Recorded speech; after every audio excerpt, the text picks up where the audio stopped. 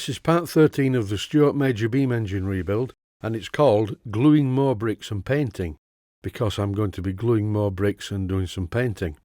One side of this box base is already covered in bricks, and they're all glued on with the Gorilla Glue, which did originally run a little bit, but by using cellulose thinners and a toothbrush I kept this under control, and it's looking quite good.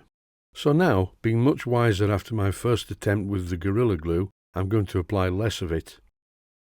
I got a message about Gorilla Glue from a viewer, and it was quite interesting.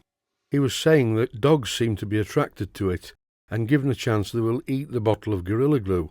He then went on to say that as the Gorilla Glue solidifies inside the dog, this is not good for the dog and promptly kills it.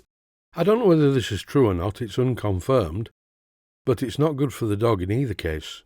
I had a dog once, a very nice dog, and that was before Gorilla Glue appeared on the market, but my dog still died anyway. The good thing is, though, a friend of mine who was a professional photographer took a photograph of this dog, before it died of course. And every January when it was my birthday I would get a card through the door with a picture of my dead dog on it.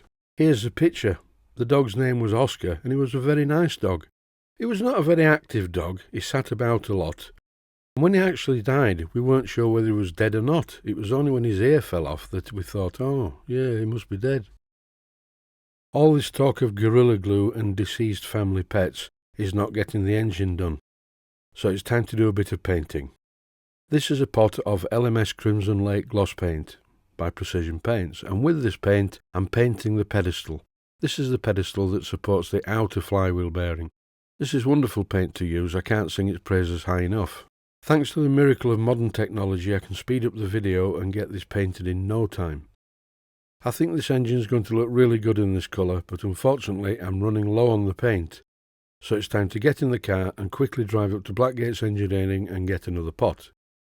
But before I do that, I'm just going to give this a coat of cellulose thinners and clean off any residue of the Gorilla Glue that's looking like it's coming through the gaps in the bricks, because I certainly don't want to get back from Blackgates to find Gorilla Glue all over the top of the bricks. That would not be good. Note to self at this point, this Gorilla Glue is quite good, but I think I prefer epoxy resin, so at my earliest opportunity I will be buying some. So now it's a very nice day for a run up to Blackgates Engineering to get the parts that I need. I need some brass for the corners of the box base, and I need some new bandsaw blades, and of course the pot of paint that I'm really going for, some LMS Crimson Lake. And here it is, a large tin of P30 LMS Crimson Lake gloss by Precision Paints. More than enough to paint the entire engine, but before I do, I'm having a quick look at the top of the cylinder. I'm giving it a good clean with some cellulose thinners. I'd thought about painting this part, but I'm not going to do that, because the shape of the top of the cylinder means that it's always going to be full of oil, and anyone constantly wiping the surplus oil away is eventually going to wipe off the paint, so it will look bad very quickly.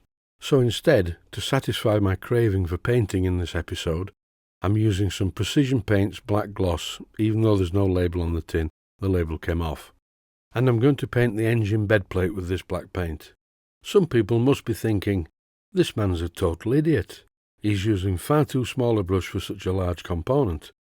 But I find that by using a small brush on a largish component, especially a component like this, even though it's quite large, it's got plenty of small corners to be painted. And if I use a large brush, I'm far more likely to get runs and drips.